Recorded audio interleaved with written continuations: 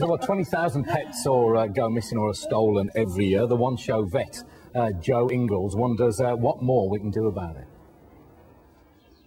We all know we need to take sensible precautions to prevent crime, and that it makes sense to protect our house, our car and our gadgets.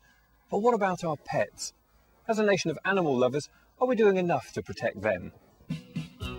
Overall crime figures might be down, but pet theft is on the rise, with dogs often stolen to order. Beth was taken from outside her home in East London 4 weeks ago, leaving behind brother Mac. The Miller family have tried everything they can to find her, with little success. I genuinely believe that she was picked up by a gentleman, put into his car, and he drove off with her.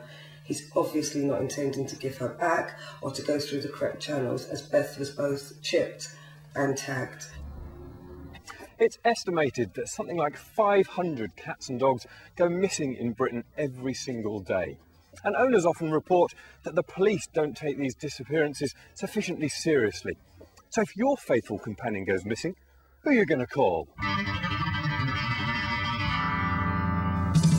Meet Tom Watkins, retired police officer and now head honcho of Animal Search UK. They'll pull out all the stops and leave no stone unturned to find that missing moggy or disappearing dog, for a fee of course. So Tom, talk me through the equipment a modern pet detective needs out on the road. First thing, cat trap.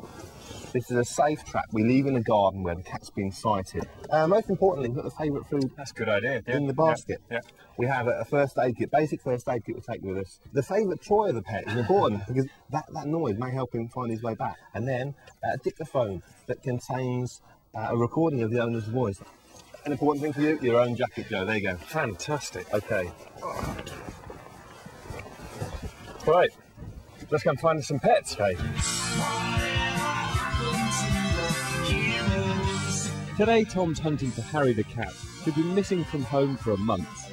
He's already launched a poster campaign and conducted searches in nearby streets. Now it's time to widen the search and investigate possible sightings.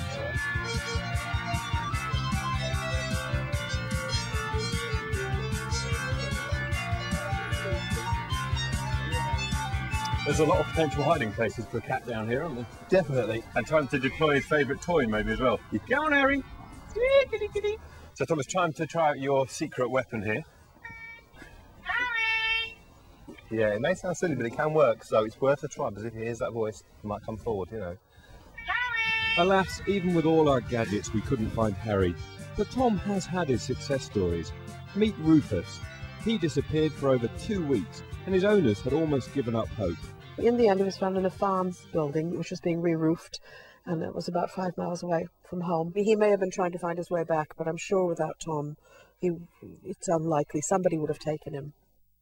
So today's actually been a really positive experience for me, and it's great to know that there are people out there dedicated to reuniting people with their pets. Very impressed. Oh, look, it's very relaxed there, Jack, isn't he, this evening, Joe? What sort of a split? The service is brilliant, but it's got to be quite costly, I'm sure. It's not too bad, actually. I mean, the poster service he was explaining there is about £49, and then if you want Tom to actually get out on the beat and go looking for your pet, it's about £15 an hour or so. And most pet insurers will pay the cost as well, so it's not too bad. Okay.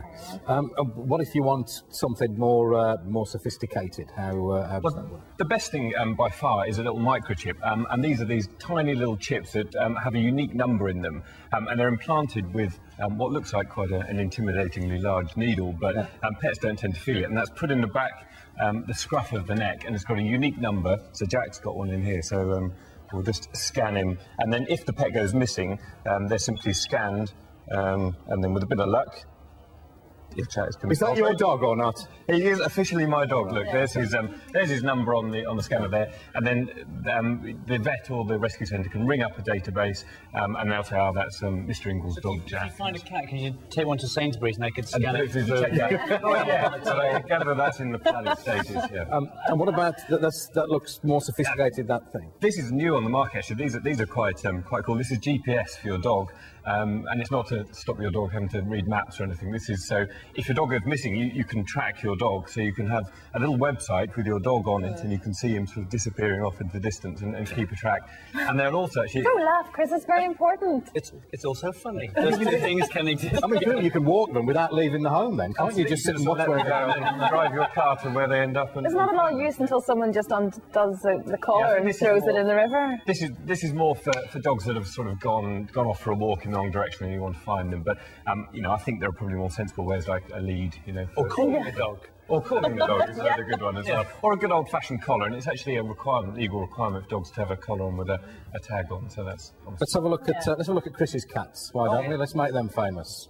Who's this? That's Eric. A quizzical, comedic look. Yeah. Now this one's got all the hallmarks of a cat that sort of sits in front of the telly licking its what's the name? That position. He basically does that. That's Ernie. Have you got any of these devices? Yeah, they're both chipped. Oh, are they? They are both chipped. You see, and there you were laughing. Well, no, I'm not laughing at that. It was the GPS. At the end of the road, turned woof.